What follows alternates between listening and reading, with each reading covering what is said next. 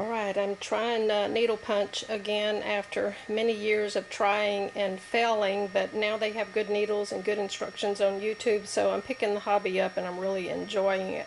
But this pattern that I chose for a first project is very detailed, and I have to turn a lot, so I had seen somewhere where someone had used a Lazy Susan to turn their embroidery hoop, so I just want to show the little table that I have it set up on and how I'm using it. I just want to show how easy it is to turn your work when you have a complicated pattern like this one that you have to change directions pretty often.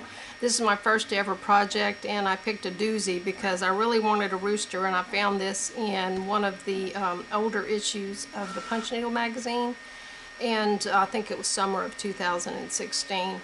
But it changes directions quite a bit, so don't judge the back of my work. I'm happy with the way the front is looking, but again, I'm still new to all of this, so you can see I can change directions without even really thinking about it.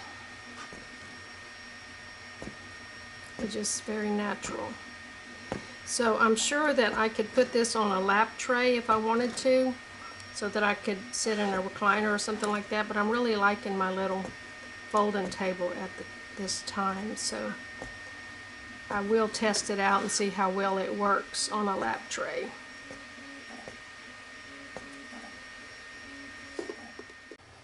I got this little folding table at Walmart a long time ago, and I use it for all kinds of things, for bobbin lace and things that I need some support on. So I don't normally cross stitch on a table like this. I use my Lowry stand for that, but for the punch needle I felt like a table was easier for me.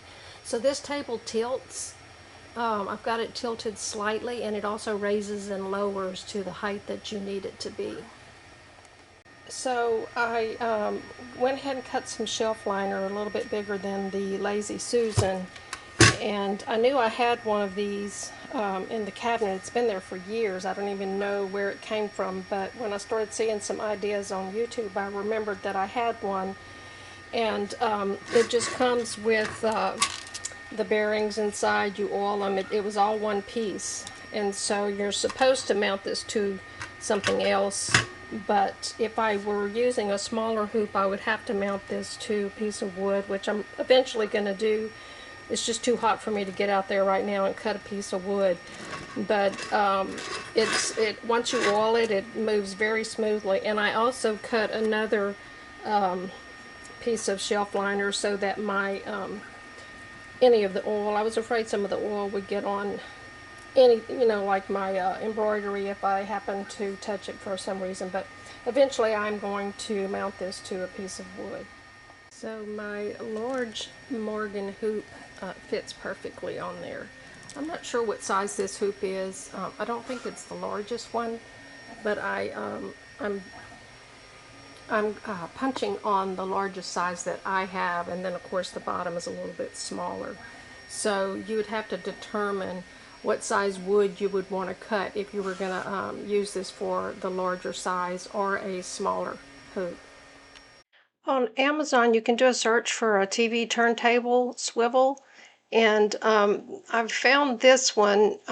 It comes in 12-inch, 10-inch, or 8-inch, and I think this would be a really good option if you don't want to mount something or a Lazy Susan to a piece of wood. So this one's very interesting, and it doesn't seem to be very expensive. It goes down to about $11 for the 8-inch size. So here's another option for you to consider.